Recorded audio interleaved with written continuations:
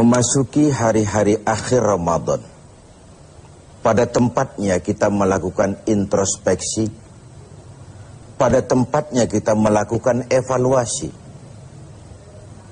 Kalau bulan Ramadan ibarat bulan kawah candra di muka, di mana kita dilatih, digembleng, digojlok jiwa kita ini, maka seorang petinju masuk latihan, keluar latihan tentu saja tinjunya makin hebat. Seorang petenis masuk latihan, keluar latihan tenisnya makin hebat.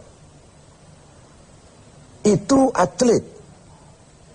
Kalau latihan tiap hari tapi main kalah terus, orang kan menilai buat apa latihan, Bung, kalau mainnya kalah terus. Sepanjang Ramadan sebulan penuh kita digojlok, digembleng, dilatih.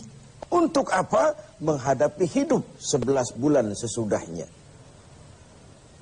Kalau setelah Ramadan kita kalah lagi oleh setan, kalah lagi oleh iblis, alamat latihan kita di bulan ini tidak membawa hasil yang diharapkan.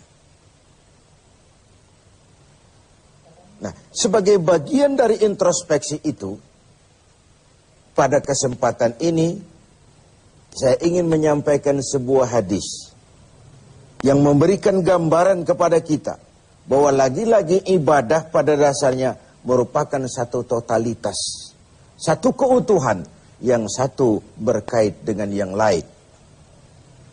Satu hari ketika sedang kumpul dengan para sahabat, baginda Rasulullah Shallallahu Alaihi Wasallam bertanya kepada para sahabat, "Atadruna manil muflis?"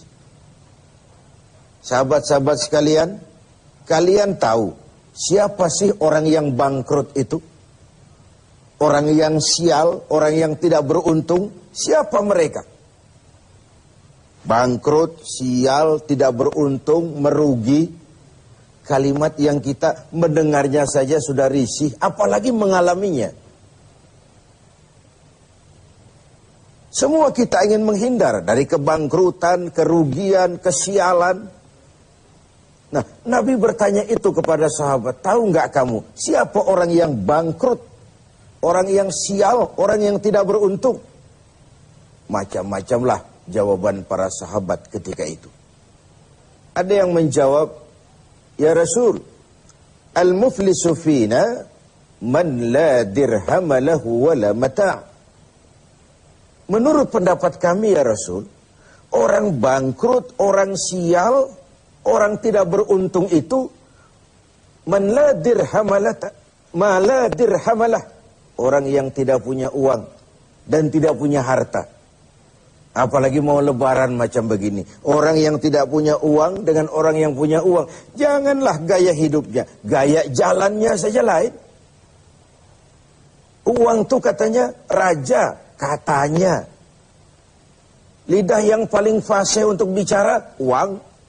Senjata yang paling ampuh maju ke medan perang, uang. Urusan macet dibicarakan dengan lidah, bicarakan dengan uang, tokcer. Meriam pun tidak akan bunyi kalau ditutup dengan uang. Dan begitu seterusnya. Begitu jawaban sebagian sahabat, begitu juga pandangan banyak kita sekarang ini. Begitulah memang bahwa materialisme, hedonisme menggiring kita untuk menilai seseorang dari penampilan. Maka berpayah-payahlah kita menghabiskan sejumlah dana untuk mengurus penampilan ini. Pengusaha tidak bonafit kalau menandatangani kontrak tidak pakai jam tangan Rolex, pulpennya Montblanc, sepatunya wah, mobilnya wah, bajunya wah, dasinya wah. Begitulah kebanyakan kita sekarang ini. Berpacu menata penampilan. Orang yang bangkrut, yang tidak punya itu semua. Tidak punya uang, tidak punya harta. Hidup cuma sekadar mengumpulkan keinginan-keinginan dan seterusnya. Mendengar jawaban ini, Rasul senyum. Ndak. Bukan itu orang bangkrut. Bukan yang tidak punya uang. Bukan yang tidak punya harta. Innal muflisa min ummati. Orang yang bangkrut, yang sial, yang rugi. Dari golongan umatku sendiri. Renungkan ini. Umatku. Tidak usah cerita Yahudi, Nasrani. Umatku yang akan bangkrut. Siapa mereka? Mayati yaumal qiyamah bisolatin wasiyamin wazakatin. Yaitu orang-orang yang besok di hari kiamat dia datang menghadap Allah dengan membawa pahala solat. Tuhan, inilah pahala solat saya. Karena memang di dunia dia tukang solat. Ini solat yang wajib, ini solat yang sunnah, rawatibnya, nawafilnya. Wasiyamin. Dia juga datang menghadap Allah dengan membawa pahala puasa. Puasa wajib Ramadan, puasa sunnah Senin Kemis, puasa 10 hari Syawal, puasa Rajab, dan begitu seterusnya. Wa zakatin. Dia juga datang membawa pahala zakat, karena di dunia dia juga bayar zakat, suka sedekah, dan seterusnya. Di satu sisi, dia datang menghadap Allah, membawa pahala seluruh ibadahnya. Ya sholat, ya puasa, ya zakat. Cuma sayang, kata Nabi. Di lain pihak dia datang juga membawa kesalahan. Kesalahan apa? Wa ya'ti qad syatama hadza. Dia juga datang bawa kesalahan karena waktu hidup dia pernah mencaci maki orang lain. Syatama hadza. Pernah mencaci maki orang lain. Wa qadhafa hadza, pernah memfitnah orang lain. Wa akala mal hadza, pernah memakan harta orang dengan cara yang batil. Wa syafaka dama hadza, pernah mengalirkan darah orang lain tanpa alasan yang benar. Kalau ini yang terjadi, bagaimana nasib? Di satu sisi datang membawa pahala ibadah kepada Allah. Di lain sisi datang membawa kesalahan karena pernah menyakiti orang lain. Kalau inilah yang terjadi, maka kata Nabi ketika dia sedang asik lapor, Tuhan ini pahala sholat saya. Datang orang lain, sebentar dulu Tuhan, dia memang ahli sholat. Tapi saya pernah dicaci maki di depan orang banyak tanpa alasan yang benar.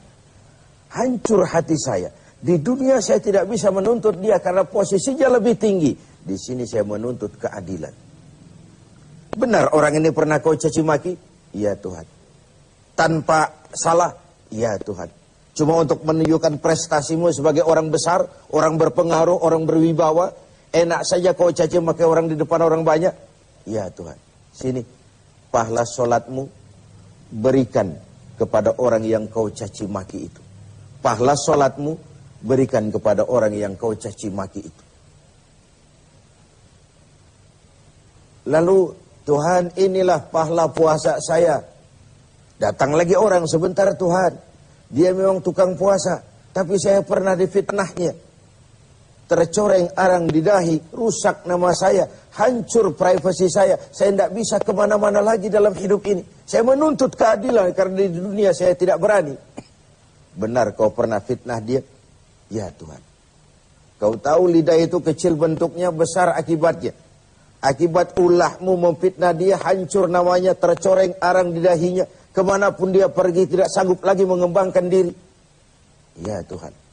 Ayo pahala puasamu berikan orang yang kau fitnah itu. Tuhan ini pahala zakat saya. Datang lagi orang, sebentar Tuhan. Dia memang bayar zakat. Tapi dia pernah memakan harta saya dengan cara yang zalim. Menggelapi uang negara.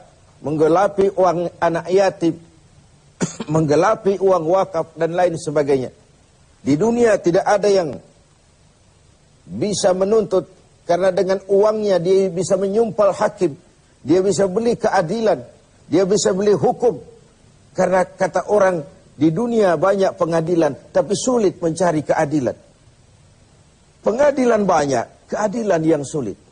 Saya menuntut keadilan. Benar, orang ini pernah kau makan hartanya dengan cara yang zalim? Ya Tuhan, sini, pahala zakatmu berikan kepada orang yang kau makan hartanya dengan cara yang zalim. Inilah nasib. Fa in faniyat hasanatuhu qabla an yuqda ma alaihi. Kalau habis sudah pahala ibadahnya diberikan kepada orang, sedangkan yang menuntut masih banyak, orang dia zolimi masih banyak, orang yang dia makan hartanya dengan zolim masih banyak, orang yang dia fitnah masih banyak. Apa yang terjadi? Ukhiza min khatayahum.